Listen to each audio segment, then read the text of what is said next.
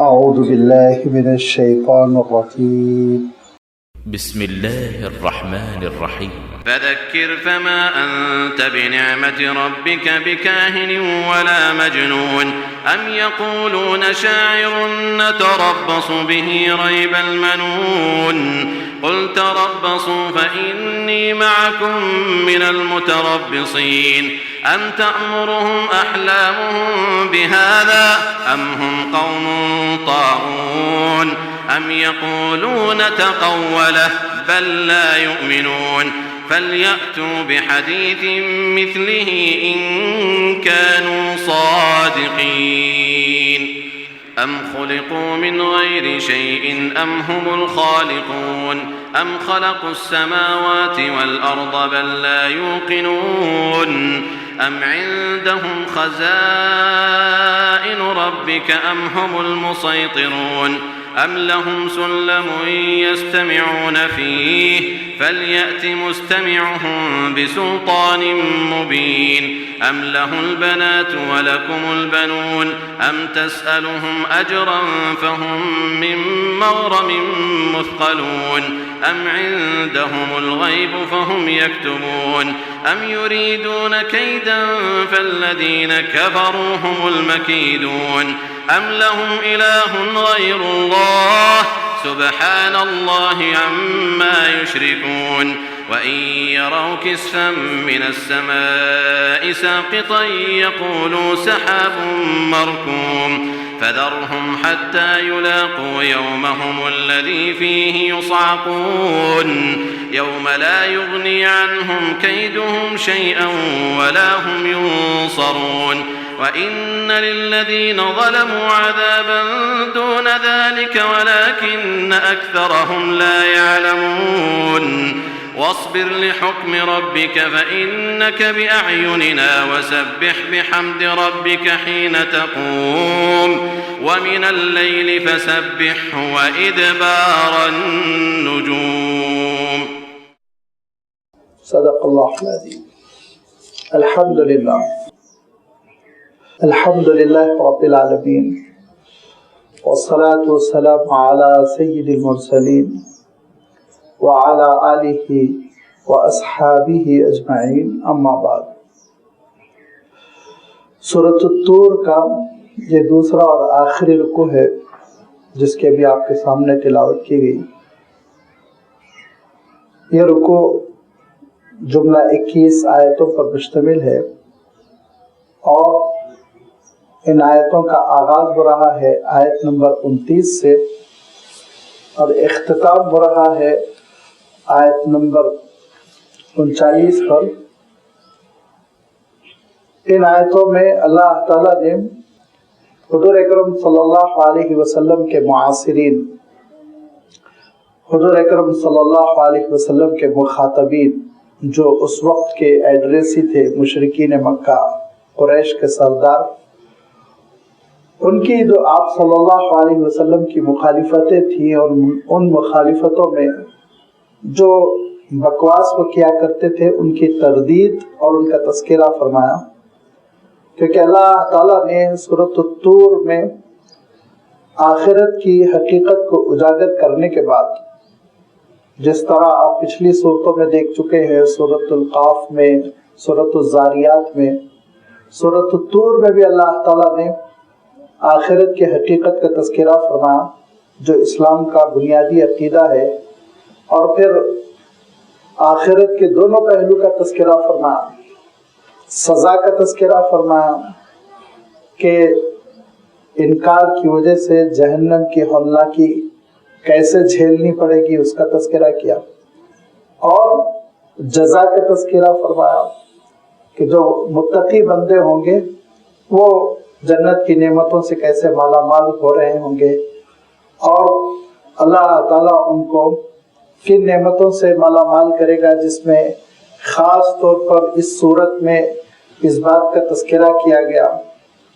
کہ ایک وہ ایمان والا بندہ جو جنت میں بلکہ اعلیٰ جنت میں جانے کی ساری صفات سے متصف تھا، تقوی و طہارت، عفت و پاکیزگی، بلند کردار، بلند اخلاق، وہ जन्नत के ऊंचे मियार में है, जन्नत फिरदौस में है, लेकिन उसके घर वाले उस मियार के नहीं थे और वो जन्नत के उस आला मकाम के मुस्तहिक नहीं बने थे। तो उस जन्नती शख्स को, उस जन्नती फर्द को ये महसूस होगा कि मैं तो हूँ लेकिन मेरे कुंबे वाले नहीं, बाल बच्चे नहीं। तो अल्लाह ताला के दरबार में रुजू करेगा, दुआ मांगेगा। तो अल्लाह ताला इरशाद फरमाता है वत्तबअतहुम ज़ुर्रिय्यतुहुम बिईमानिन अलहक़ना बिहिम, ईमान की शर्त के साथ अगर वो ईमान पे मरे हो तो उनके बाल बच्चों को भी हम उस जन्नती के ऊंचे मकाम तक पहुंचा देंगे। वमा अलतनाहुम मिन अमलिहिम मिन शै, उस जन्नती के आला आमाल और आला दर्जे को नहीं घटाया जाएगा, उसमें कमी नहीं की जाएगी, बल्कि निचले वालों को ऊंचे तबके तक पहुंचा दिया जाएगा। ये है अल्लाह ताला की रहमतें, ये है अल्लाह ताला का वो इनाम जो जन्नतियों पर होगा। और भी चीजों का तज़किरा करते हुए फिर अल्लाह ताला इरशाद फरमाता है कि जन्नत में एक माहौल होगा और जन्नती आपस में एक दूसरे से बात करेंगे। कुरान मजीद में अल्लाह ताला ने उनकी बातचीत के बाद हिस्से बयान फरमाए, जिसमें यहाँ एक हिस्सा है और वो ये है कि क़ालू इन्ना कुन्ना क़ब्लु फ़ी अहलिना मुशफ़िक़ीन, एक दूसरे की तरफ मुतवज्जे होकर ये कहेंगे कि वो कौन से आमाल थे जिसकी बुनियाद पर हम जन्नत पहुंच गए। जरा गौर करो, जब आमाल का तज़किरा होगा तो ये जन्नती हजरात आपस में कहेंगे कि हम दुनिया में जो जिंदगी बसर करते थे तो गफलत की जिंदगी बसर नहीं करते थे, अपने घर वालों और बच्चों के दरमियान ये नहीं होता था कि हम बिल्कुल आराम के साथ गफलत में पड़े हुए और जरा बराबर फिक्र ना हो, बेफिक्री के साथ जिंदगी बसर कर रहे हो, बल्कि हम इन्ना कुन्ना क़ब्लु फ़ी अहलिना मुशफ़िक़ीन, अपने घर वालों के दरमियान भी घबराए रहते थे, गौर व फिक्र करते थे और हमको ये भी डर लगा रहता था आया हम भी जन्नत में जाएंगे या नहीं, ये भी डर लगा रहता था कि हमारे बच्चे जन्नत में जाएंगे नहीं। लिहाजा हम अपने कुंबे की फिक्र करते थे, अपने बच्चों की फिक्र करते थे, उनके मुस्तक़बिल के सिलसिले में, उनकी तरबियत के सिलसिले में हम सुस्त और कोताहीन नहीं थे, बल्कि मुतवज्जे रहते थे, बेदार मख्स थे, घबराए हुए रहते थे कहीं ऐसा ना हो मुर्तद हो जाए, ईमान सल्ब हो जाए, गलत रविश पर चल पड़े। लिहाजा अपने बच्चों के सिलसिले में भी हम बेफिक्री की जिंदगी बसर नहीं करते थे। एक फिक्र थी, एक कुरान थी, एक बेचैनी थी जो हमको दुनिया में हमेशा लगी रहती थी कि आगे क्या होने वाला है, इस पर गौर करते रहो। उस मौके पे मैंने तफसील से आपकी खिदमत में बात रखी थी कि अपने बच्चों के सिलसिले में भी फिक्र होनी चाहिए, अपने कुंबे के सिलसिले में भी फिक्र होनी चाहिए। हुज़ूर अकरम सल्लल्लाहु अलैहि वसल्लम इरशाद फरमाया करते थे, कोई भी अपनी आल औलाद को अच्छी तरबियत से बढ़कर कोई तोहफा नहीं दे सकता है। अच्छी तरबियत सबसे बड़ा तोहफा है। लिहाजा बच्चों को ईमान पे परवान चढ़ाना, इस्लाम पे परवान चढ़ाना, उनकी अच्छी तरबियत करना, ये जन्नतियों की सिफत है। और फरमाया कि यही वो वजह थी फमन्नल्लाहु अलैना व वक़ाना अज़ाबस समूम, कि अल्लाह ताला ने आज रहमत का मामला फरमाया, जहन्नम की और लू लपेटों की सजा से बचाकर, उसके अजाब से बचाकर जन्नत की नेमतों से मालामाल किया। इन्ना कुन्ना मिन क़ब्लु नदऊहु इन्नहु हुवल बर्रुर रहीम, उसी को हम पुकारते थे, उसी के आगे हाथ फैलाते थे, बेशक उसने अपना वादा ईफा किया, वो बड़ा करम फरमा है, बड़ा मेहरबान है कि उसने जहन्नम की हौलनाकियों से बचाकर हमको जन्नत की नेमतों से मालामाल किया। यहाँ तक आखिरत का तज़किरा चल रहा था। अब जो आज की आयतें तिलावत की गई, उनमें पहली आयत फज़क्किर फमा अंत बिनिअमति रब्बिका बिकाहिनिन वला मजनून। हुज़ूर अकरम सल्लल्लाहु अलैहि वसल्लम से बज़ाहिर खिताब है। अल्लाह ताला ने अगरचे कि हुज़ूर अकरम सल्लल्लाहु अलैहि वसल्लम से खिताब किया, लेकिन दरअसल खिताब मुनकिरीन से है, मुशरिकीन से है, जो हुज़ूर अकरम सल्लल्लाहु अलैहि वसल्लम की दावत न सिर्फ ये कि कबूल नहीं कर रहे थे, बल्कि आप सल्लल्लाहु अलैहि वसल्लम की मुखालिफत कर रहे थे। और मुखालिफत में एक महाजाराई थी, आपस में एक दूसरे का सपोर्ट कर रहे हैं, मदद कर रहे हैं। اور آپ صلی اللہ علیہ وسلم کی دعوت کو آگے نہ بڑھنے دینے کی نہ صرف سازش کر رہے ہیں بلکہ خود حضور اکرم صلی اللہ علیہ وسلم کے سلسلے میں بدخواہ ہیں کہ آپ کو تکلیف پہنچ جائے، آپ کو کچھ ہو جائے۔ اللہ تعالیٰ نے اس کی خبر لی کہ یہ ساری مخالفتیں تمہاری کیوں ہیں؟ صرف اس لیے نہ کہ وہ آخرت کی دعوت دے رہے ہیں، وہ اللہ کی عبادت کی دعوت دے رہے ہیں، لہذا دعوت میں تم کو کیا شبہ ہے؟ دعوت کے سلسلے میں جو کلام اللہ کے رسول صلی اللہ علیہ وسلم پیش کر رہے ہیں، اس کلام کے سلسلے میں تم کو کیا تکلیف ہے ذرا بتاؤ، اس میں کیا خامی ہے، اس میں کیا کمی ہے۔ باقی یوں مخالفتیں کرنا اور کچھ بھی کہہ دینا لازمی بات ہے، یہ چلنے والی چیز نہیں ہے۔ لہذا اللہ کے رسول صلی اللہ علیہ وسلم کی دعوت غالب آ کر رہے گی اور اس حقیقت کو انسانیت سمجھ کر رہے گی۔ یہ ہے اس رکوع کا خلاصہ۔ آغاز میں فرمایا فذکر، اے نبی آپ تذکیر کا فریضہ انجام دیتے رہے، دعوت آپ پہنچاتے رہے، لوگوں کو سمجھاتے رہے۔ فذکر، ذکر کے معنی ہوتے تذکیر کرنا، یاد دلانا، اسلام کی طرف بلانا۔ جو بھولا ہوا سبق تھا حضرت ابراہیم علیہ السلام نے جس توحید کی ڈگر پر ان کو چھوڑا تھا، وہ بھولا ہوا سبق برابر یاد دلاتے رہنا۔ فما انت بنعمت ربک بکاہن ولا مجنون ام یقولون شاعر، نہ اللہ تعالیٰ کی رحمتوں کی وجہ سے آپ نہ ہی کاہن ہے، نہ مجنون ہے، نہ شاعر ہے۔ یہ جو آپس میں کہہ رہے ہیں، کبھی شاعر کہتے ہیں، کبھی مجنون کہتے ہیں، کبھی کاہن کہتے ہیں۔ حضور اکرم صلی اللہ علیہ وسلم کے جب کلام کا تذکرہ ہوتا، حضور اکرم صلی اللہ علیہ وسلم جو قرآن مجید پیش کر رہے ہیں اس کا تذکرہ ہوتا تو کہتے تھے شاعری کر رہے ہیں، بڑا اچھا کلام پیش کر رہے ہیں۔ حضور اکرم صلی اللہ علیہ وسلم کا جب صبر کا تذکرہ ہوتا، استقامت کا، اللہ کے رسول صلی اللہ علیہ وسلم ہم جو دعوت پہنچا رہے ہیں، مستقل جو محاذ پر لگے ہوئے ہیں، تو کہنے لگتے مجنون ہے، خبت ہو گیا، ایک ہی بات کرنے لگے۔ نعوذ باللہ، جیسے کہ ایک خبت سوار ہو جاتا ہے کسی انسان پر، بدحواس ہو جاتا ہے، ایک ہی بات کرتا رہتا ہے، ریپیٹیشن، یہی بات ہو گئی ہے محمد نے صلی اللہ علیہ وسلم۔ اور جب قرآن مجید کے علوم کا تذکرہ ہوتا اور قرآن مجید کی پیشن گوئیوں کا تذکرہ ہوتا، قرآن مجید نے جو آخرت کا منظر کھینچا اس کا تذکرہ ہوتا، کہتے کہ یہ کاہن ہے۔ کاہن کے معنی ہوتے ہیں کہ جوتوشی کرنے والا، مستقبل کے حالات بتانے والا، جس کو اسلام نے بالکل حرام قرار دیا۔ کہانت، کاہن، جس کی کئی شکلیں ہیں، آپ جانتے ہیں کہ یہ کہانت اور مستقبل کے جو حالات بتلائے جاتے ہیں، ان کے سلسلے میں کئی طریقے ہیں۔ ایک تو یہ کہ ستاروں کی بنیاد پر قسمت کے حالات بتانے کی کوشش کرتے ہیں، اور نمبر دو یہ بعض لوگوں کا عالم یہ ہے کہ ہتھیلی پڑھ کر، ہاتھ پڑھ کر حالات بتلانے کی کوشش کرتے ہیں، اور بعض لوگوں کا عالم یہ ہے کہ وہ پرندوں کے ذریعے سے حالات بتلانے کی کوشش کرتے ہیں۔ یہ ساری شکلوں پر اسلام نے پابندی لگا دی بہت سختی کے ساتھ۔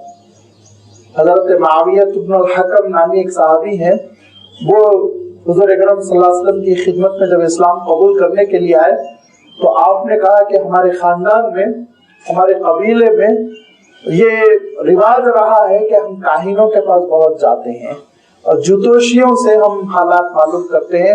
حضور اکرم صلی اللہ علیہ وسلم نے کہا آپ نہیں جا سکتے، اب آپ کو اجازت نہیں ہے اسلام قبول کرنے کے بعد، اور روک دیا۔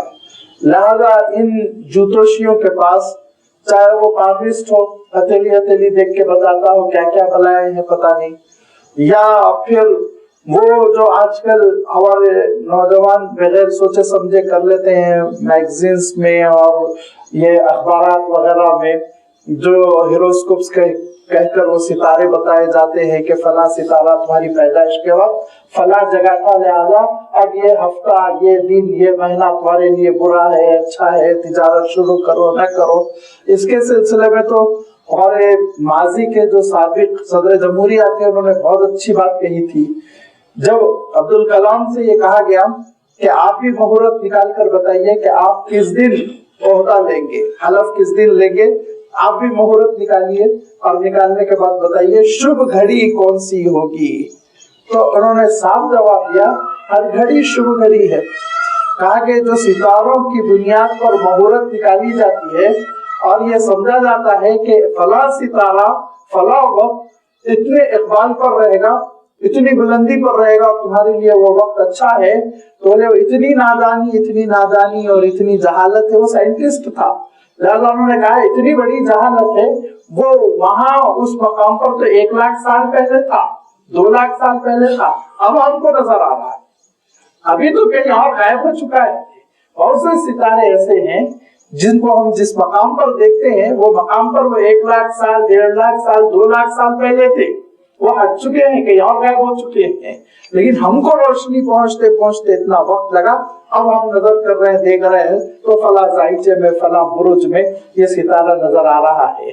تو یہ جو ساری قسمیں ہیں جس کو تنجیم کہا گیا ہے، ایسٹرولوجی جو تھی ستاروں کی حیثیت سے، ستاروں کی گردش سے قسمت کے حالات بتاتے ہیں، یا پھر پاوسٹ ہے، عراف ہے جو ہاتھ دیکھ کر گھر کر حالات بتلاتے ہیں، یا کاہن ہے جو اپنے علوم کی بنیاد پر جھوٹ بولتے ہیں اور کہتے ہیں میں تمہاری قسمت کا حال بتا دوں گا.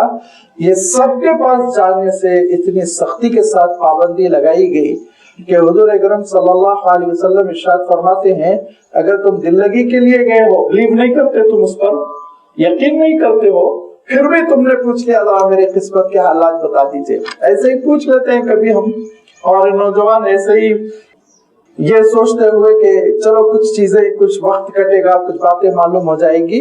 تو حضور اکرم صلی اللہ علیہ وسلم ارشاد فرماتے ہیں بغیر یقین کے بھی اگر تم نے من سأل عرافا لم تقبل له صلاة 40 یوما، ارشاد فرمایا، حدیث صحیح ہے، جو صرف اس سے پوچھ لے ذرا میرے قسمت کے حالات بتا دو تو اللہ تعالیٰ اس کے 40 دن کی نمازوں کو قبول نہیں کرے گا.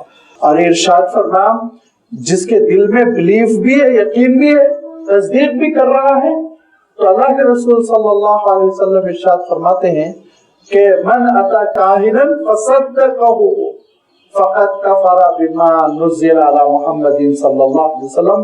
محمد پر جو کلام نازل ہوا وہ اس کا کافر ہے، اس کا کافر ہے. لہذا ان پر یقین کرنے کو علماء نے کفر کہا ہے، ان کی باتوں پر یقین کر لینے کو علماء نے کفر کہا ہے. اور یقین یاد رکھیے وہ ایسی شیطانی کرتے ہیں کہ کچھ نہ کچھ لوگ یقین کرنے لگتے ہیں.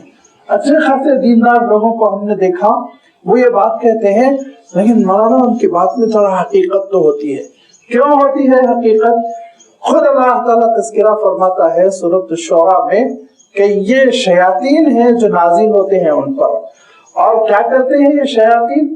یہ شیطان ان کو 1% اطلاع دیتے ہیں اور اس میں 99% یہ ملاوٹ کر کر اس کو پھر تمہارے سامنے پیش کرتے ہیں. تو 100 باتیں جب پیش کرتے ہیں ان میں ایک آدھ بات سچ ہو جاتی ہے شیطان کی خبر کی بنیاد پر، اور تم تصدیق کرنے لگتے ہو. تصدیق کرنے کی وجہ سے چونکہ غیب کا علم صرف اللہ کی ذات تک محدود ہے اور اس عقیدے سے انسان محروم ہو رہا ہے، اسی لیے اس کو کہا گیا وہ کفر کا مرتکب ہے، وہ کفر کرنے لگتا ہے. لہذا یہ ساری چیزوں کے سلسلے میں بہت محتاط رہنا چاہیے. کبھی ان کے پاس نہیں پھٹکنا چاہیے، کبھی ان سے گفتگو نہیں کرنی چاہیے. حضور اکرم صلی اللہ علیہ وسلم کے سامنے ابن سیاد نامی ایک شخص آیا اور اس نے اسی طرح کے حالات بتلانے کی کوشش کی. اللہ کے رسول صلی اللہ علیہ وسلم نے کہا اے جھوٹے جا زمین میں دھس جا. اتنی سختی سے حضور اکرم صلی اللہ علیہ وسلم نے اس کو جھٹک دیا، اے جھوٹے زمین میں دھس جا، اقصا فرمایا، جا زمین میں دھس جا. جھوٹ بولتا ہے، جھوٹ پھیلاتا ہے. لہذا یہ ساری جھوٹ کی بنیاد پر پھیلی ہوئی تجارت ہے، اور یہ تجارت اس لیے چلتی ہے لوگوں کو مستقبل کے بارے میں ڈرایا جاتا ہے اور مستقبل کے ان موہوم اندیشوں کو دور کرنے کے لیے کمایا جاتا ہے. اب لازمی بات ہے تمہاری اتنی بڑی تجارت یہ فلاح ہو جانے والی ہے، ناکام ہو جانے والی ہے، لہذا میں کیا کروں، اس کا توڑ یہ کرو، مجھے پیسے دو، پیمنٹ کرو، میں اس کا توڑ کروں گا. لہذا یہ ایک شیطانی تجارت ہے. اسی لیے اللہ کے رسول صلی اللہ علیہ وسلم نے کیا بات ارشاد فرمائی، بہت قابل غور ہے، بہت قابل غور ہے. اور اس میں بعض چیزوں میں ہمارے اندر بہت سستی ہے، ہم کو اس کی اصلاح کرنی چاہیے. حضور اکرم صلی اللہ علیہ وسلم نے 3 آمدنیوں کا تذکرہ کیا اور ان کو شدید حرام قرار دیا. तीन आमदनी, वो तीन आमदनियां क्या है आप गौर से सुनिए।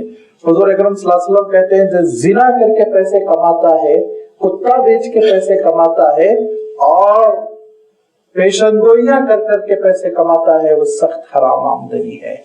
अब आम तौर पर हमारे नौजवान हिदायत नगर जाके कुत्ते बेचने लगते हैं। हुजूर अकरम सल्लल्लाहु अलैहि वसल्लम ने जिना की आमदनी के मुमासिल करार दिया। काबिल गौर है ये बात, काबिल गौर है। जो चीज इस्लाम में हराम, याद रखिए उसको फरोख्त करना भी हराम है। चूंकि कुत्ता पालने से मना किया, इसीलिए हुजूर अकरम सल्लल्लाहु अलैहि वसल्लम कुत्ते की कीमत के सिलसिले में इतनी सख्ती के साथ बात इरशाद फरमा।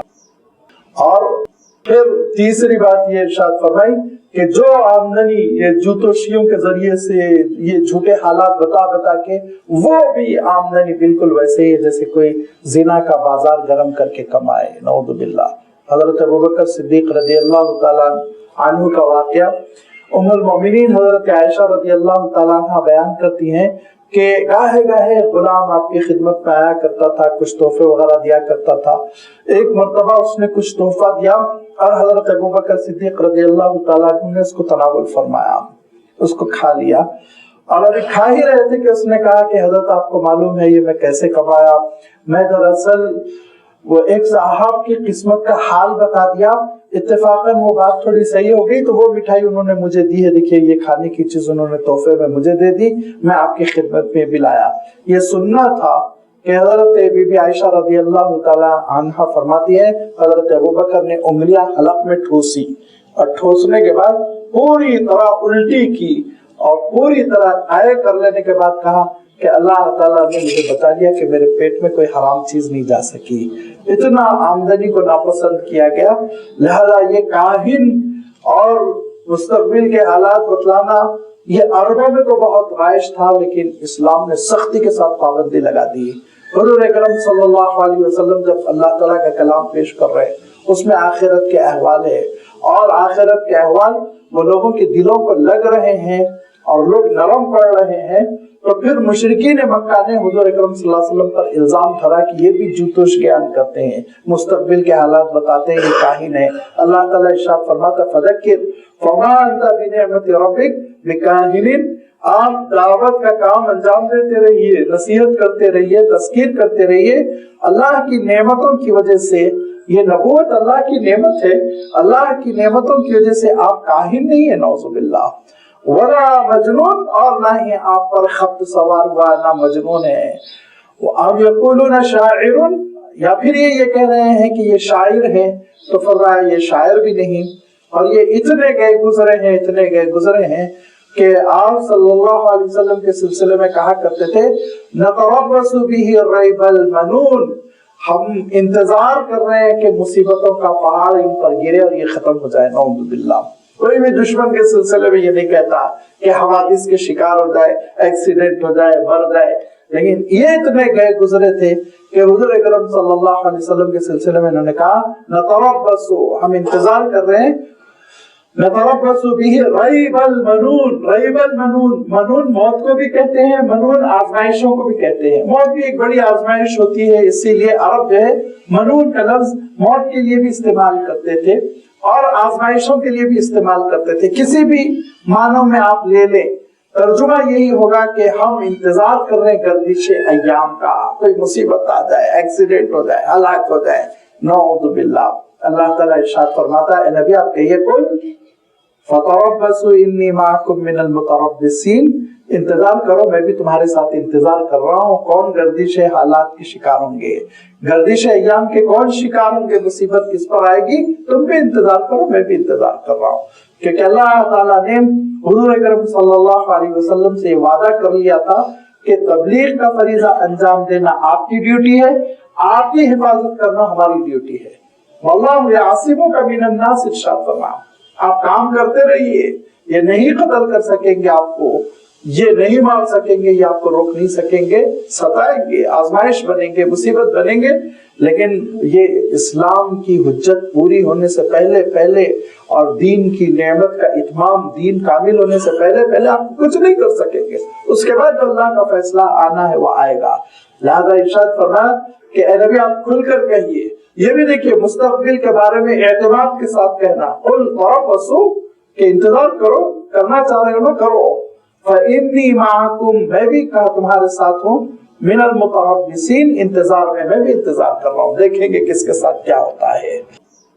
ام تأمرهم احلامهم بهذا ام هم قوم طاغون، یہ ہے ان کی عقل، یہ عقل ان کی تقاضا کر رہی ہے، یہ عقل ان کی پٹی پڑھا رہی ہے کہ وہ کسی بات کو سمجھنے کے بجائے بولنے والے کے خلاف ہو جائیں، اس کے قتل کے در پہ ہو جائیں، اس کی جان کے دشمن ہو جائیں، اس کے سلسلے میں بری تمنائیں کریں اور اس کی موت کی آرزو کریں. یہ ان کی عقل اس کا تقاضا کر رہی ہے. اب ہم قوم طاغون، یا پھر یہ کہ یہ بڑے نافرمان ہیں. دونوں میں سے ایک چیز ہے، یا تو یہ عقل سے پیدل ہے یا پھر یہ کہ یہ بڑے نافرمان ہیں. عقل تو تھی ان کی لیکن عقل ان کی نکمی تھی، عقل ناقص تھی، جس کی وجہ سے وہ غور نہیں کر سکے. اور ہو کیا گیا، ان کی عقلوں پہ جو پردہ پڑ گیا تھا وہ حسد کی وجہ سے، ان کی عقل پہ جو پردہ پڑ گیا تھا وہ جلسی کی وجہ سے کہ بنی ہاشم اتنے کیوں آگے بڑھ رہے ہیں. لہذا مخالفتوں کا ایک طوفان تھا. ام یقولون تقولہ بل لا یؤمنون، یا پھر یہ کہتے ہیں کہ تقولہ، انہوں نے خود قرآن مجید گڑھ لیا ہے، جعلی طور پر تصنیف کر لیا، خود تیار کر لیا. یہ اللہ کا کلام نہیں ہے، کہیں سے نازل نہیں ہو رہا، بشکل وحی نہیں آ رہا ہے، یہ خود سے محمد ہے کہ تصنیف کر رہے ہیں، تیار کر رہے ہیں. تقولہ، خود سے گڑھ کر پیش کر رہے ہیں. بل لا یؤمنون، ہرگز نہیں، ان کو معلوم ہے، یہ جانتے ہیں کہ یہ خدائی کلام ہے لیکن ایمان نہیں قبول کرنا چاہتے. کیوں؟ یہ اس لیے کہ یہ جو کلام ہے نا، اس کلام کے آگے ان کے سر جھکے ہوئے ہیں، ان کو سمجھ میں نہیں آ رہا یہ کلام کی کیسے مخالفت کریں. لہذا اللہ تعالیٰ ارشاد فرماتا ہے فَلْيَأْتُوا بِحَدِيثٍ مِثْلِهِ إِن كَانُوا صَادِقِينَ، اگر یہ اپنے دعوے میں سچے ہیں کہ محمد نے صلی اللہ علیہ وسلم یہ کلام خود سے تیار کر لیا، گھڑ لیا ہے، تو پھر یہ بھی کلام لے کر آ جائے. ان میں بھی بڑے بڑے شاعر ہیں اور بعض عمر رسیدہ شاعر تھے جن کی عمریں گزر گئی تھی، 80 سال 70 سال سے شاعری کر رہے تھے، ان کا مقام تھا، ان کے قصیدے پڑھے جاتے تھے، کعبۃ اللہ کے غلاف سے لٹکا دیے جاتے تھے. وہ آگے بڑھے اور آپ صلی اللہ علیہ وسلم کے خلاف اپنا کلام پیش کر دیں. یہ پہلا مرحلہ تھا جس میں اللہ تعالیٰ نے یہ بات ارشاد فرمائی فَلْيَأْتُوا بِحَدِيثٍ مِثْلِهِ إِن كَانُوا صَادِقِينَ، کہ یہ اسی طرح کا کلام، اسی طرح کی گفتگو پیش کر دیں اگر دعوے میں سچے ہیں. پھر اسی سے ملتی جلتی آیت نازل ہوئی سورہ بنی اسرائیل میں، جس میں اللہ تعالیٰ نے یہ بات ارشاد فرمائی کہ اگر جن اور انس مل کر، جن اور انسان دونوں مل کر قرآن کی مخالفت میں کوئی قرآن لا سکتے ہیں تو لے کر آ جاؤں، لے کر آ جاؤں. یہ پہلا چیلنج ہے قرآن کتاب کا. پھر آگے بڑھ کر آپ سورہ یونس میں دیکھیں گے اور سورہ ہود میں دیکھیں گے کہ تھوڑا سا اور زمانہ جب بیت گیا، مکہ مکرمہ کا ذرا آخری دور آ گیا، تو اس چیلنج میں ان کے لیے اور ڈھیل دی گئی، مخالفین کے لیے اور ڈھیل دی گئی. اور ارشاد فرمایا فَلْيَأْتُوا بِعَشْرِ سُوَرٍ مِّن مِثْلِهِ، 10 صورتیں پیش کر دو، پورا کلام نہیں کوئی چھوڑ دو، 10 صورتیں لے کر آؤ. یہ 10 صورتوں کا ان سے مطالبہ کیا گیا، خاموشی طاری رہی، کوئی جواب نہیں، یہاں تک کہ حضور اکرم صلی اللہ علیہ وسلم کی ہجرت ہو گئی، یہاں تک کہ غزوہ بدر کی جنگ ہو گئی. پھر اس کے بعد سے حالات بدلتے چلے گئے اور مدنی دور کا آخری زمانہ ہے، اور اس وقت جبکہ عالم یہ ہے کہ کچھ ہی دنوں میں مکہ بھی فتح ہونے والا ہے، اہل کتاب بھی کھڑے ہو گئے ہیں اور پوری دنیا میں بھی خطوط بھیجے جا چکے ہیں، پوری دنیا میں ہلچل مچی ہوئی ہے. تو اللہ تعالیٰ نے مخالفین کو اتنی نرمی دے دی کہ سورۃ البقرہ میں ارشاد فرمایا کہ ان کنتم فی ریب مما نزلنا علی عبدنا فأتوا بسورۃ من مثلہ، اگر تم کو شبہ ہے کہ یہ کلام اللہ تعالیٰ اپنے بندے پر نازل نہیں کر رہا ہے تو پھر ایک کام کرو، فأتوا بسورۃ من مثلہ، ایک ہی سورت پیش کرو، ایک ہی سورت. اور ایک سورت جب کہا گیا کنڈیشنل، تو آپ جانتے ہیں سورۃ الکوثر 3 آیتوں پر مشتمل ہے، سورۃ العصر 3 آیتوں پر مشتمل ہے. وہ اللہ تعالیٰ نے کہا کہ 3 آیتیں بھی پیش کر سکتے ہو تو پیش کرو، چھوٹی سی سورت اس کے جواب میں پیش کر سکتے ہو تو پیش کرو. آج 1500 سال ہو گئے، کتنی جنگیں ہوئی حضور اکرم صلی اللہ علیہ وسلم کے خلاف، پھر حضور اکرم صلی اللہ علیہ وسلم کے بعد کتنی جنگیں ہوئی، پھر آج کیا دنیا میں عالم ہے، کیا نقشہ ہے، کیا ہلچل ہے، کیسی کیسی مخالفتیں ہیں. اگر تم کو یہ یقین ہے کہ قرآن مجید اللہ کا کلام نہیں ہے تو اس کے جواب میں کلام پیش کر دو نا، چھٹی کرو، قصہ ختم ہو جائے گا. لیکن نہیں پیش کر سکتے. اور کتنا اعتماد ہے، دیکھیے کیا یہ کوئی انسان اس کانفیڈنس کے ساتھ بات کر سکتا ہے؟ کیا فرمایا ان کنتم فی ریب مما نزلنا علی عبدنا فأتوا بسورۃ من مثلہ ان کنتم صادقین. فرمایا وَإِن لَّمْ تَفْعَلُوا وَلَن تَفْعَلُوا، اور یہ اگر نہیں کر سکے، اور کان کھول کر سن لو، وَلَن تَفْعَلُوا، لن کا استعمال کیا گیا، کبھی نہیں کر سکیں گے، قیامت تک کبھی نہیں کر سکیں گے. نہیں لا سکے قرآن مجید کا جواب. پوری انسانیت عاجز ہے. کیا کیا جھگڑے ہو رہے ہیں، کیا کیا مخالفتیں ہو رہی ہیں، کیسے کیسے قتل عام ہو رہے ہیں، اور کیسی کیسی جگہ ہو رہی ہیں، لیکن اللہ تعالیٰ کے کلام کے خلاف کلام پیش کر کر انسانیت کا رخ موڑ دیں، یہ ممکن نہیں. یہ ممکن نہیں ہے. یہ اللہ تعالیٰ کا کلام، یہ حضور اکرم صلی اللہ علیہ وسلم کے زمانے سے آج تک ایک چیلنج بنا ہوا ہے. کیوں؟ ایک تو اس کی زبان کی خوبصورتی، عربی زبان میں اس کا جو خوبصورت اسلوب ہے اس کا کوئی جواب نہیں. نہ یہ نثر ہے، نہ یہ شعر ہے، عجیب و غریب تاثیر والا کلام کہ آپ حیرت کریں گے کہ کتنے صحابہ ہیں جنہوں نے صرف اللہ کا کلام سنا اور اسلام قبول کر لیا.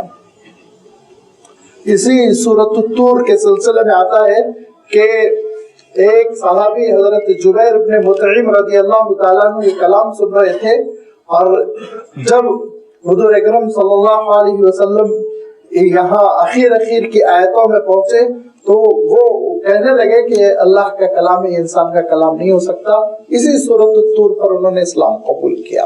اور کتنے صحابہ ہیں، حضرت عمر کا واقعہ، حضرت طفیل دوسی کا واقعہ. حضرت طفیل دوسی قبیلے دوس کے تھے، اور جب مکہ مکرمہ آئے تو ان کو ڈرا دیا گیا کہ دیکھو محمد کی بات چیت نہ سننا، محمد کی بات چیت سنیں تو تم اپنے قبیلے سے برگشتہ ہو جاؤ گے، اپنے پرانے دین سے دور ہو جاؤ گے، ان کی بات نہ سننا.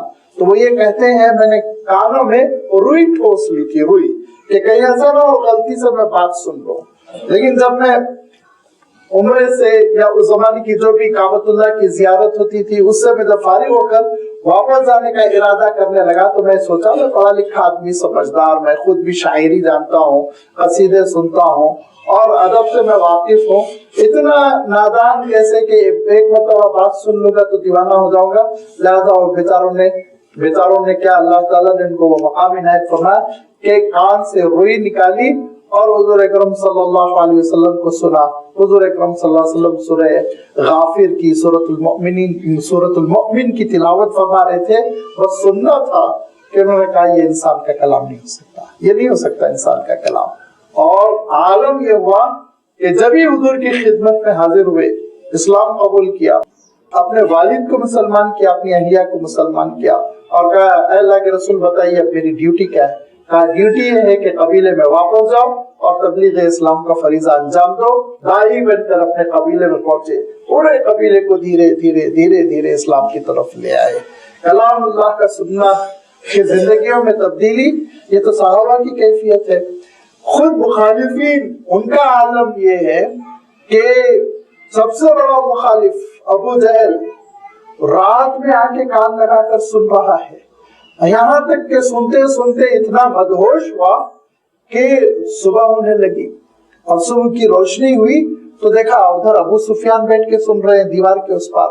اور اس کے بعد وہ دونوں نے کہا اٹھ کے چلو چلتے ہیں، تو دیکھا تیسری طرف اخنس ابن شریق نامی ایک اور صاحب سن رہے ہیں. یہ تینوں کے تینوں بڑے کافروں کے سردار آپس میں ایک دوسرے کی لعنت و ملامت کی غلط حرکت ہم لوگ کر رہے ہیں. دن بھر تو قوم کو روکتے ہیں، ہم رات میں سن رہے ہیں، کل سے ہم نہیں کریں گے. دوسری مرتبہ پھر تینوں ایک دوسرے کو پکڑ گئے، پھر ان لوگوں نے ایک دوسرے پہ لعنت و ملامت کی. تیسری مرتبہ پھر ہوا، 3 مرتبہ ایک دوسرے کو پکڑا.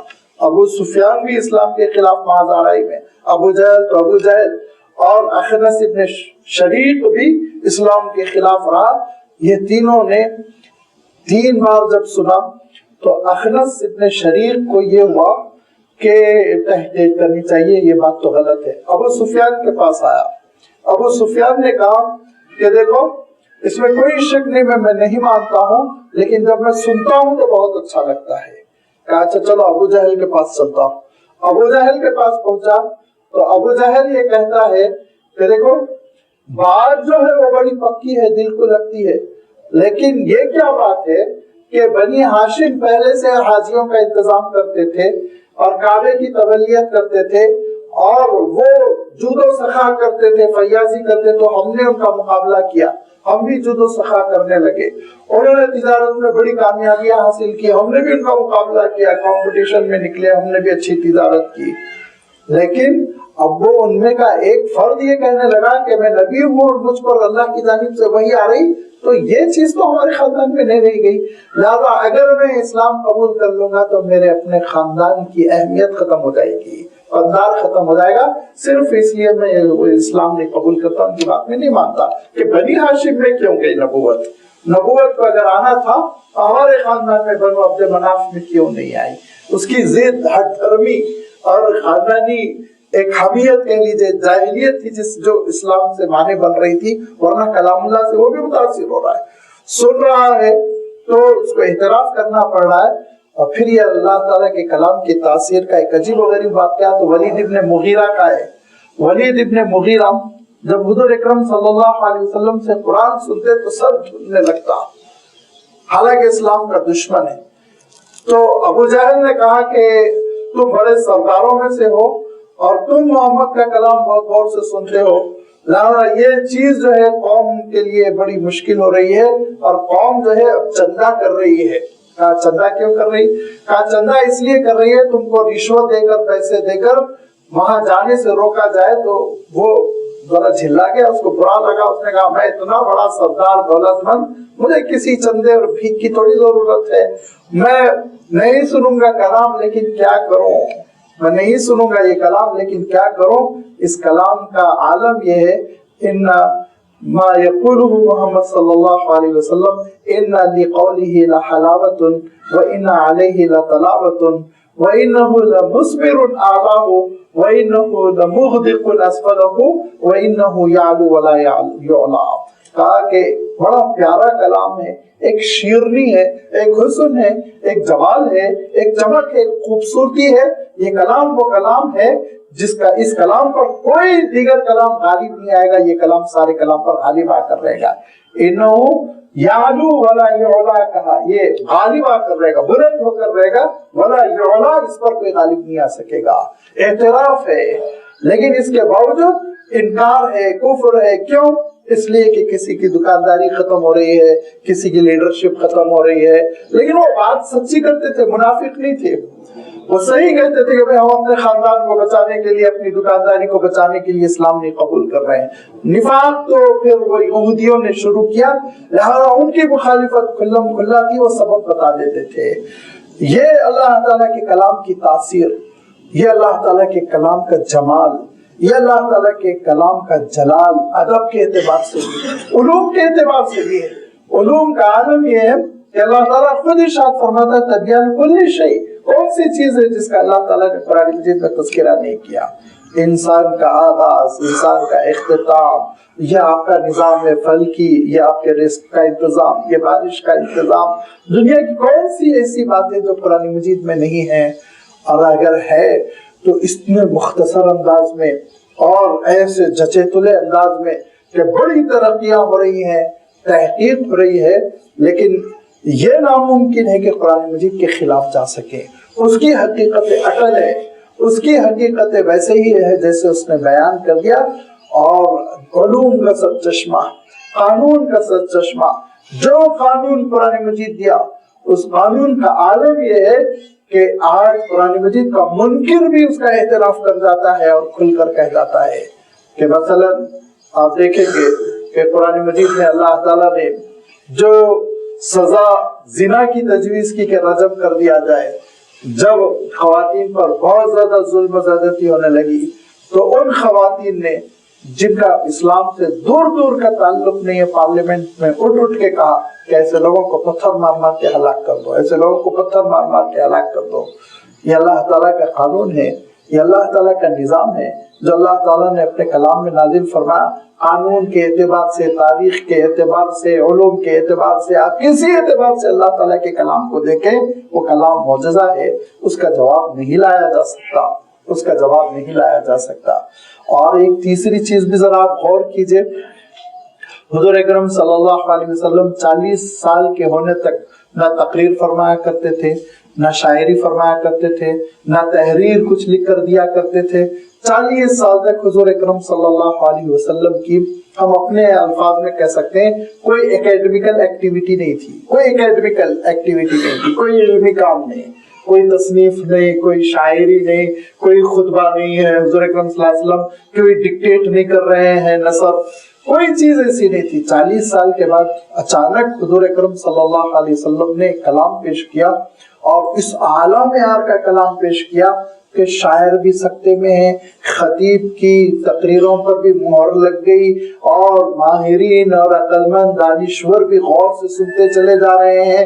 40 سال بعد اچانک جو کلام پیش کیا، 23 سال تک پیش کیا حضور اکرم صلی اللہ علیہ وسلم نے، کبھی تھوڑا، کبھی زیادہ، کبھی 5 آیتیں، کبھی 10 آیتیں، کبھی 100 آیتیں، مختلف موقعوں پر مختلف آیتیں نازل ہوئی، حضور اکرم صلی اللہ علیہ وسلم پہنچا رہے ہیں. اور حالات دیکھیے، حالات یہ ہے کبھی حضور اکرم صلی اللہ علیہ وسلم کے گھر فاقہ چل رہا ہے، حالات یہ ہے حضور اکرم صلی اللہ علیہ وسلم پر قاتلانہ حملے ہو رہے ہیں، حالات یہ ہے حضور اکرم صلی اللہ علیہ وسلم کو ہجرت پہ مجبور کیا جا رہا ہے، وطن چھوڑ چکے، غریب و دیار ہو چکے، حالات یہ ہے کہ غزوہ بدر کا ماحول ہے، حالات یہ ہے کہ فتوحات چل رہی ہیں، دولت چلی آ رہی ہے، اور حضور اکرم صلی اللہ علیہ وسلم کی خدمت میں وفود کے وفود چلے آ رہے ہیں. مختلف حالات میں ایک معیار کی تصنیف تیار کرنا انسان کے لیے ممکن نہیں. جب وہ غمزدہ ہوتا ہے تو تحریریں غمزدہ آتی ہیں، جب وہ خوش ہوتا ہے تو تحریر میں خوشیوں کے اثرات نمایاں ہوتے ہیں، جب وہ پریشان ہوتا ہے تو پریشان خیالی تحریر میں جھلکتی ہے. لیکن قرآن مجید کا جو ایک معیار چلا سورۃ الفاتحہ سے لے کے والناس تک، آپ دیکھیے، یہ صاف محسوس ہوتا ہے کہ ان کے حالات کا ذرہ برابر اثر نہیں ہے، کیونکہ یہ کلام، یہ لوح محفوظ سے اللہ کے رسول صلی اللہ علیہ وسلم کے قلب اطہر پر آ رہا ہے، حضور اکرم صلی اللہ علیہ وسلم کا ذہن نہیں تیار کر رہا ہے، نعوذ باللہ. اچھا، اور ایک چوتھی چیز بھی دیکھیے، مستشرقین بھی مانتے ہیں، منکرین بھی مانتے ہیں کہ قرآن مجید کا اسلوب اور حضور اکرم صلی اللہ علیہ وسلم کی حدیثوں کے اسلوب میں زمین آسمان کا فرق ہے. ایک ہی آدمی سوچئے کہ صبح اللہ تعالیٰ کا کلام پڑھ رہا ہے، ایک خاص معیار ہے، اپنی گفتگو کر رہا ہے، معیار تبدیل ہو گیا. کیسے ہو سکتا؟ حضور اکرم صلی اللہ علیہ وسلم کے جو خطابات ہیں، احادیث ہیں، وہ بھی بہت ادبی شہپارے ہیں، لیکن دونوں کے اسلوب میں زمین آسمان کا فرق ہے. کلام اللہ میں ایک جلال ہے، جلال الہی جھلکتا ہے، اِنَّا نَحْنُ نَزَّلْنَا عَلَيْكَ الْقُرْآنَ، ایک ایسا شانہ انداز ہے کہ صاف نظر آ رہا ہے کہ شہنشاہ کائنات کی کلام فرما رہا ہے. حضور اکرم صلی اللہ علیہ وسلم کے کلام میں بندگی ہے، عاجزی ہے، صاف محسوس ہو رہا ہے کہ ایک اپنے رب سے ڈرنے والا گفتگو کر رہا ہے. آپ صلی اللہ علیہ وسلم کی گفتگو میں بڑی عاجزی ہے، ان کی ساری بندگی جھلکتی ہے. لہذا کیا یہ ہو سکتا ہے کہ صبح ایک انداز، شام ایک انداز، ایک انداز میں آپ نے کلام پاک پڑھ دیا اور پھر تقریر کرنے لگے تو دوسرا انداز ہو گیا؟ انسان کا یہ نہیں ہو سکتا، اس کی ایک سزا رہتی ہے، ایک علمی معیار رہتا ہے. لہذا یہ ساری وہ چیزیں ہیں جو قرآن مجید کو معجزہ بنا کر ساری انسانیت کے سامنے اس کلام کا یہ چیلنج پیش کر دیتی ہے کہ اگر تم یہ سمجھتے ہو یہ انسانی کلام ہے تو پیش کر دو اس کا جواب. لاؤ فَلْيَأْتُوا بِحَدِيثٍ مِثْلِهِ إِن كَانُوا صَادِقِينَ. لیکن لازمی بات ہے، سکتہ ہے، خاموشی ہے، نہیں جواب پیش کیا جا سکا. اور اللہ تعالیٰ ارشاد فرماتا ہے جب نہیں جواب پیش کر سک رہے ہو تو پھر تسلیم کرو، تم مان لو، اس کے آگے سر جھکا لو. اور اگر سر نہیں جھکا رہے ہو تم کو کیوں غرور ہے؟ ہم خلق من غیر شیء، کیا یہ پیدا نہیں کیے گئے ہیں؟ یہ خود بخود پیدا ہو گئے ہیں ایٹومیٹیکلی، کسی خالق نے ان کو پیدا نہیں کیا. یہ تو مخلوق ہے، پیدا کیے گئے، جانتے ان کے بس میں کچھ نہیں تھا. اب ہم الخالقون، یا پھر یہ کہ یہ خود خالق ہے، انہوں نے کسی چیز کو پیدا کیا، کسی چیز کو انہوں نے، ایک چوٹی کو انہوں نے پیدا کر لیا، ایک چوٹی کو انہوں نے پیدا کیا. اور چوٹی تو بہت بڑی چیز ہے، اس سے بھی کوئی اگر حقیر چیز آپ تصور کر سکتے ہو تو کہہ لیں کہ وہ یہ پیدا کر رہے ہیں. ام خلق السماوات والارض، زمین کو پیدا کیا، آسمان کو پیدا، کس چیز کو پیدا کیا؟ بل لا یوقنون، بس یہ ایمان سے محروم رہنا چاہتے ہیں، یقین نہیں کرنا چاہتے ہیں. جہاں تک ان کا یہ کہنا کہ یہ بنی ہاشمی کے ایک فرد پہ نبوت کیوں ہوئی، ام عندهم خزائن ربک ام هم المسیطرون، یہ ان کے پاس ہے اللہ تعالیٰ کے خزانوں کی کنجی. یہ بنائیں گے رسول کسی کو، یہ منتخب کریں گے تم کو رسول ہونا ہے، تم کو نبی ہونا ہے. ام هم المسیطرون، کیا ان کو غلبہ ہے، کنٹرول ہے کہ ان کا آرڈیننس ایشو ہوگا، یہ ان کا آرڈیننس پہ عمل ہوگا. ام لهم سلم یستمعون فیہ، یا ان کے پاس ایسی کوئی سیڑھی ہے کہ وہ آسمانوں تک ان کو پہنچاتی ہے اور پھر اس کے بعد یہ سن رہے ہیں کہ یہ رسول ہے، یہ رسول نہیں ہے. فلیأتی مستمعهم بسلطان مبین، اگر ایسا ہے تو ان کا سننے والا اعلان کرے میں نے سنا یہ نہیں ہے نبی. جب تمہارے پاس کوئی سورس نہیں ہے جس کی وجہ سے تم یہ کہہ سکو کہ اللہ کے رسول نہیں، تو پھر تم کیسے انکار کر رہے ہو؟ ام لہم البنات ولکم البنون، اور ان کا عالم یہ ہے کہ اللہ تعالیٰ کو حقیر سمجھتے ہیں اور خود اپنے لیے بیٹے پسند کرتے ہیں، اللہ تعالیٰ کے لیے بیٹیاں تجویز کرتے ہیں. فرشتوں کو یہ اللہ کی بیٹیاں قرار دیتے تھے، نعوذ باللہ. لہذا اللہ تعالیٰ ارشاد فرماتا ہے کہ ان کی مینٹلٹی دیکھو، ان کی ذہنیت دیکھو، اللہ کو حقیر کرنا چاہتے ہیں کہ اس کے لیے تو بیٹیاں، ہمارے لیے بیٹے. ام تسألوہم اجرا، یا پھر یہ اس لیے مخالفتیں کر رہے ہیں کہ آپ ان سے چندہ مانگ رہے ہیں، ڈونیشن، اجرت مانگ رہے ہیں، پیسے مانگ رہے ہیں. فہم من مغرم مثقلون، کہ وہ اس چندے کی ادائیگی، اس پیمنٹ کی وجہ سے بوجھل ہوئے جا رہے ہو، بہت دینا پڑ رہا. ایسا ہے نہیں. حضور اکرم صلی اللہ علیہ وسلم کا تو عالم یہ تھا کہ ان کے گھر ایک ٹائم کھانے کے روادار نہیں تھے. اللہ کے رسول صلی اللہ علیہ وسلم کتنی پریشانیوں سے گزرے، اور پھر اس کے بعد ان لوگوں نے ایک بدتمیزی کی اور بائیکاٹ کر دیا بنی ہاشم کا. 2.5 سال پتے اور چپڑے کھا کھا کے مسلمان گزارا کرتے رہے، لیکن ان سے کیا غلہ مانگا، ایک ٹائم کا کھانا مانگا، کوئی چیز نہیں مانگی. تو ارشاد فرمایا کہ پھر کس وجہ سے یہ اسلام نہیں قبول کرنا چاہتے؟ ایسا تو نہیں ہے کہ لوگوں نے دکانداریاں قائم کر رکھی ہیں اور دکانداریوں کی وجہ سے اپنے مقدس اور بزرگی اور اپنے جو ہے خدائی فرد ہونے کا دھاک جماتے ہیں، اور وہ دھاک جمع کے، روپ جمع کے کماتے ہیں، کیمپس بناتے ہیں، محل بناتے ہیں، عیاشی کرتے ہیں، دھوکہ دیتے ہیں، گندی زندگی بسر کرتے ہیں، اور ان کے لیے تو لوگ دیوانے ہوئے جا رہے ہیں. اور یہ ایک اللہ کا بندہ ہے جو محض قربانیوں کے ساتھ، فاقوں کے ساتھ اور پریشانیوں کے ساتھ، مصیبتوں کے ساتھ، اخلاص کے ساتھ اور الہیت کے ساتھ اللہ کا تعارف، اس کے دین کا تعارف کرا رہا ہے، اور یہ قبول کرنے کے لیے تیاری نہیں. ام عندهم الغیب فهم یکتبون، یا پھر یہ کہ غیب کی اطلاع ان کو ہے کہ اس کو یہ لکھ کر پیش کر رہے ہوں. کس بنیاد پہ ان کی مخالفتیں ہیں؟ کون سی ان کی حیثیت ہے جس کی وجہ سے یہ بات کر رہے ہیں؟ ام یریدون کیدا فالذین کفروا هم المکیدون، یا پھر یہ کہ یہ سازش کرنا چاہ رہے ہیں. تو کان کھول کر سن لو، جو کفر کر رہا ہے وہی سازش کا شکار ہو کر رہے گا، وہی برباد ہو جائے گا، وہی جس غلط روش پر چل رہا ہے اس کا برا نتیجہ بھگتے گا.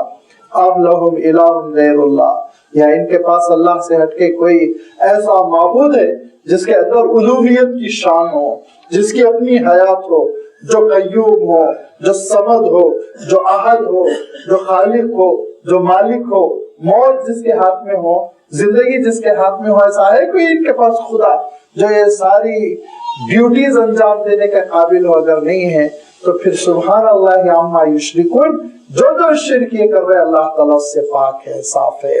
اللہ کو کسی شریک کی ضرورت نہیں، اس کے پاس کمزوری نہیں ہے کہ اس کو کسی ساتھی کی ضرورت ہو، اس کے پاس عیب نہیں ہے کہ کچھ دور سو جانا ہے، کچھ دیر آرام کر لینا ہے، کچھ دیر سستانا ہے، لہذا اس کا کوئی ساتھی ہونا چاہیے، نائب ہونا چاہیے. لا تأخذہ سینۃ ولا نوم، وہاں تو نہ نیند کا مسئلہ، نہ تھکن کا مسئلہ، وہاں تو نہ علم کی کمی، نہ قدرت کی کمی، ہر چیز اللہ تعالیٰ کی کامل ہے. تو پھر کسی شریک کی، کسی ساجی کی، کسی ساتھی کی کیوں ضرورت؟ اللہ تعالیٰ کی ذات پاک ہے.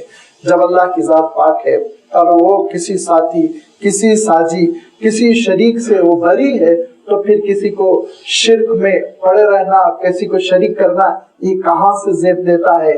اب اس کے بعد سے ان کا عالم یہ ہے کہ جب ان کو اسلام پیش کیا جا رہا ہے اور جب اللہ کے رسول صلی اللہ علیہ وسلم دعوت دے رہے ہیں تو یہ کہتے ہیں کہ ہم آپ کی دعوت قبول نہیں کریں گے اگرچہ کہ آسمان کا ٹکڑا ہمارے سروں پر گر جائے. یہ ان کا کہنا تھا باضابطہ. دو جگہ اللہ تعالیٰ نے قرآن مجید میں ان کے اس جملے کو بیان کیا. فرمایا وَإِيَرَوْا كِسْفًا مِنَ السَّمَاءِ سَاقِطًا, آسمان کا ٹکڑا بھی جب ان کے اوپر گرے گا تو یہ کہیں گے یقولوا سحاب مرکوم, یہ تو بادل ہے جو چل آ رہا ہے. قبول نہیں کریں گے, عذاب کے شکار ہو جائیں گے, برباد ہو جائیں گے, لیکن یہ قبول نہیں کریں گے, یہ ضدی ہیں. لہذا فذرہم, اے نبی آپ ان کو چھوڑ دیجئے, حتی یلاقوا یومہم الذی فیہ یصعقون, یہاں تک کہ وہ اس دن تک پہنچ جائے جس دن یہ بے ہوش ہو جائیں گے. دونوں ترجمے کیے گئے, یا تو قیامت کا دن جس دن ان کے ہوش اڑ جائیں گے, وہ دن تک یہ پہنچ جائے جس دن ان کے ہوش اڑ جائیں گے, اللہ تعالیٰ کے سامنے کھڑے ہو کے جواب دینا ہوگا. اور دوسرا ترجمہ یہ بھی کیا گیا کہ جنگ میں شکست کھا کر یہ گر پڑے, میدان جنگ میں بے ہوش ہو جائے, موت سے دوچار ہو جائے. دونوں مفہوم لیے جا سکتے ہیں, دونوں واقعات ان کے ساتھ ہوئے, کیونکہ اللہ تعالیٰ نے دونوں چیزوں کا آگے تذکرہ کر دیا. یوم لا یغنی عنہم کیدہم شیئا ولا هم ینصرون, وہ دن ایسا دن ہوگا کہ ان کی ساری مکاریاں, سازشیں ان کا ساتھ نہیں دے سکیں گی, ان کو نہیں بچا سکیں گی. حق واضح ہو جائے گا, حقیقت کھل کر آ جائے گی اور یہ برباد اور تباہ ہو کر رہ جائیں گے. ولا هم ینصرون, کوئی مدد کرنے بھی ان کی نہیں آئے گا. وَإِنَّ لِلَّذِينَ ظَلَمُوا عَذَابًا دُونَ ذَلِكَ, ان ظالموں کے لیے بڑے عذاب سے ہٹ کے ایک چھوٹا عذاب بھی ہے. یہ دوسری جگہ بھی گزر چکا ہے. اللہ تعالیٰ ارشاد فرماتا ہے کہ بڑا عذاب تو بھگتنا ہے قیامت کے دن, لیکن ایک چھوٹا عذاب یہ دنیا میں بھی دیکھیں گے. اور چھوٹا عذاب جو دنیا میں انہوں نے دیکھا وہ یہ سب سے پہلے تو یہ کہ بدر میں انہوں نے دیکھا جہاں کہ ان کو بہت بری شکست ہوئی. پھر اس کے بعد دھیرے دھیرے ایک ایک شکست ہوتی چلی گئی, اور حضور اکرم صلی اللہ علیہ وسلم کی وفات سے پہلے سارے مشرکین اور ان کے سرداروں کو یا تو اسلام قبول کرنا پڑا یا وہ ختم ہو گئے. یہ چھوٹا عذاب تھا, اور پھر اس کے بعد سے بڑا عذاب تو قیامت کے دن ان کو بھگتنا ہوگا. فرمایا کہ وَإِنَّ لِلَّذِينَ ظَلَمُوا عَذَابًا دُونَ ذَلِكَ, کہ ان ظالموں کے لیے بے شک ایک عذاب ہے. دون ذالک, اس عذاب سے ہٹ کر. کون سے عذاب سے؟ قیامت کے عذاب, جہنم کے عذاب سے ہٹ کر. وَلَكِنَّ أَكْثَرَهُمْ لَا يَعْلَمُونَ, لیکن اکثر و بیشتر لوگ نہیں جانتے, حقیقت سے واقف نہیں ہے, اور اس وجہ سے یہ مخالفتیں کرتے چلے جا رہے ہیں. وَاصْبِرْ لِحُكْمِ رَبِّكَ, آپ حکم رب پر جمے رہیں, اللہ کا جو حکم ہے اس پر آپ ثابت قدم رہیں. مخالفتیں تو ہوتی رہیں گی, ساری مخالفتوں کو سہنا اور اپنا مقصد پورا کرنا, اپنی ڈیوٹی پوری کرتے رہنا, یہ ہے صبر. صبر کا کبھی ترجمہ آپ یہ مت کیجئے کہ چپت کھا کر اور پٹ کر لٹ کر گھر میں بیٹھ جانا, نہیں. صبر کے معنی ہوتے ہیں آزمائشوں کے سامنے سینہ سپر رہنا, کھڑے رہنا, چٹان کی طرح لگے رہنا, آپ اپنا کام کرتے رہنا, وڈرا نہیں ہونا آپ اپنے کام سے, یہ ہے صبر. فرمایا وَاصْبِرْ لِحُكْمِ رَبِّكَ, جو حکم رب ہے اس اپنے پروردگار کے حکم پر آپ ثابت قدم رہیے, اور یہ اندیشہ کہ وقت سے پہلے وفات ہو جائے, ایسا نہ ہو یہ لوگ مجھے مار ڈالیں. فرمایا نہیں, فَإِنَّكَ بِأَعْيُنِنَا, آپ ہماری نگرانی میں ہیں, آپ ہماری آنکھوں کے سامنے ہیں. اس کے معنی کیا ہوتے ہیں؟ آپ ہماری نگرانی میں, ہم نگرانی کر رہے ہیں. آپ کو تکلیف پہنچائیں گے, آپ کے دل کو بھی تکلیف ہوگی, آپ رو بھی دیں گے, آپ کے جسم کو بھی تکلیف ہوگی, آپ کا خون بھی نکل آئے گا, لیکن یاد رکھیے یہ جب تک کہ دین کی حجت پوری نہ ہو جائے, اتمام دین نہ ہو جائے, آپ کو کچھ نہیں کر سکتے. جب تک کہ اللہ کی بات پوری ہو جائے گی آپ کو ختم نہیں کر سکتے. لہذا اللہ تعالیٰ صاف ارشاد فرماتا ہے فَإِنَّكَ بِأَعْيُنِنَا, آپ ہماری نگرانی میں, آپ کام کرتے رہیں, کام کرتے رہیں. اور جب آپ کام کر رہے ہیں اللہ تعالیٰ کی دین کے لیے, جدوجہد کر رہے ہیں, تو پھر اس کے لیے جو سرمایہ کی ضرورت ہے, گاڑی کیسے چلتی ہے؟ جب تک کہ پیٹرول نہ ہو, ایندھن نہ ہو, تو پیٹرول چاہیے. اب پیٹرول نہیں تو پھر آج کل الیکٹرکسٹی سے چل رہی ہے, تو وہ الیکٹرک چاہیے. تو فرمایا کہ دیکھو جو ایندھن ہوتا ہے نا, جو سرمایہ ہوتا ہے دعوت کا, وہ کیا ہے؟ وَسَبِّحْ بِحَمْدِ رَبِّكَ حِينَ تَقُومُ, وہ اللہ تعالیٰ کا ذکر, نمازوں کی شکل میں، دعاؤں کی شکل میں، قیام کی شکل میں اور سجدوں کی شکل میں. لہذا وسبح بحمد ربک، اور اللہ تعالیٰ کی حمد اور اس کی تسبیح آپ بیان کرتے رہیے. سبح بحمد ربک، اکثر و بیشتر قرآن مجید میں یہ صیغے آتے رہیں گے، اکثر و بیشتر. بڑا پیارا مفہوم ہے، اس کو کہتے ہیں پہلے تخلیہ بعد میں تحلیہ، مختصر الفاظ میں. اس کے معنی ہوتے ہیں، سبح کے معنی ہوتے ہیں اللہ کی پاکی کا تصور آنا دل میں، اور حمد کے معنی اللہ کی تعریف کا تصور آنا. جب تک کہ برتن صاف ستھرا نہ ہو اچھی چیز اس میں نہیں آ سکتی. تو جب تک کہ ہم اپنے عقیدے میں اللہ تعالیٰ کے سلسلے میں تمام عیوب کو نکال کے نہ پھینک دیں گے، اللہ کی تعریف اس وقت تک ہمارے دل و دماغ میں نہیں آئے گی. مثلا نعوذ باللہ، اگر کوئی یہ سمجھتا ہے کہ اللہ تعالیٰ بندوں سے غافل ہے تو لازمی بات ہے لامحالہ اس کا نتیجہ یہ ہوگا، وہ یہ چاہے گا کہ اللہ کو غفلت سے دور کرنے والی کوئی چیز ہو، کوئی بیچ میں واسطہ ہو. کوئی یہ سمجھتا ہے کہ اللہ تعالیٰ کا عالم یہ ہے کہ اس کو کچھ دیر کے لیے سستانا پڑتا ہے، تو لازمی بات ہے وہ یہ سوچے گا اتنی دیر کے لیے اس کا کوئی سپورٹر ہو، کوئی نائب ہو. لہذا سب سے پہلے تو اللہ تعالیٰ کے سلسلے میں لا الہ نہیں ہے اس کے مثل، اس کی طرح معبود کوئی، یہ نفی ہونی چاہیے کہ پاک ہو جائے ہمارا ذہن. اس پاکیزگی کو تسبیح کہتے ہیں. تسبیح اللہ کی پاکیزگی کا تصور ہمارے، اور اللہ کا عیوب سے بری ہونا، عیوب سے مبرہ ہونا، بلند و بالا ہونا، یہ تصور دل میں آ جائے. پھر بحمد ربک، اللہ کی حمد و ستائش، اس کا جمال، اس کا جلال، اس کی صفات، اس کی رضاقیت، اس کی قیومیت، اس کی صمدیت، اس کی احدیت، اس کے احسانات، اس کے انعامات، یہ سارے تصورات دل میں آ جائیں اور اس کا اعتراف ہو. فرمایا یہ فریضہ تم انجام دیتے رہو. فسبح بحمد ربک حین تقوم، جب تم کبھی کھڑے ہو جاؤ. اب یہ تقوم کی تشریح 3 اعتبار سے کی گئی. پہلی تشریح تو یہ کی گئی کہ جیسے ہی تم نیند سے بیدار ہو کر کھڑے ہو جاؤ تو اللہ کی حمد و ستائش بیان کرو. اور اس کی تفسیر حضور اکرم صلی اللہ علیہ وسلم کا عمل بتاتا ہے کہ رات میں تہجد کے وقت جیسے ہی آپ بیدار ہوتے تو روایتوں میں آتا ہے کہ نیند کو دور کرنے کے ساتھ، وضو کرنے کے ساتھ حضور اکرم صلی اللہ علیہ وسلم سبحانک اللہم حمدک کہہ کے اللہ تعالیٰ کی تعریف بیان کرتے اور پھر تہجد کے لیے کھڑے ہو جاتے. ایک تشریح یہ کی گئی. دوسری تشریح یہ کی گئی کہ جب کبھی تم نماز کے لیے کھڑے ہو جاؤ، نماز کا قیام شروع ہو جائے، تو نماز کا قیام جو شروع ہوتا ہے تو حضور اکرم صلی اللہ علیہ وسلم نے کیا تربیت کی؟ اللہ اکبر کہنے کے بعد سبحانک اللہم بحمدک وتبارک اسمک وتعالی جدک ولا الہ غیرک. یہ سبح بحمد ربک. لوگ کہتے ہیں نا کہ نماز پوری نہیں آئی ہے قرآن مجید میں، یہ حدیث سے ثابت ہے، اس کے بعد حدیث کے سلسلے میں شک و شبہ. وہ اتنے نادان ہیں، اتنے نادان ہیں.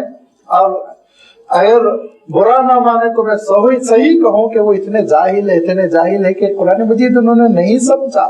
قرآن مجید میں اللہ تعالیٰ نے رکعتیں بتا دی، اللہ تعالیٰ نے رکوع بتایا، سجدے بتائے. رکوع میں کیا پڑھنا ہے اللہ نے حکم دیا، سجدے میں کیا پڑھنا اللہ نے حکم دیا.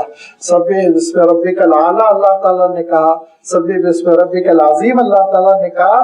اور جو ثنا ہم پڑھتے ہیں اس کا حکم ہے یہاں پر سبح بحمد ربک حین تقوم. جب تم قیام کرو تو پھر حالت قیام میں تم اللہ تعالیٰ کی تسبیح بیان کرو. کیسے بیان کریں گے؟ حضور اکرم صلی اللہ علیہ وسلم نے کہا ایسے بیان کرو. یہ ہے ثنا، یہ ثنا پڑھ کر تم نماز کا آغاز کرو.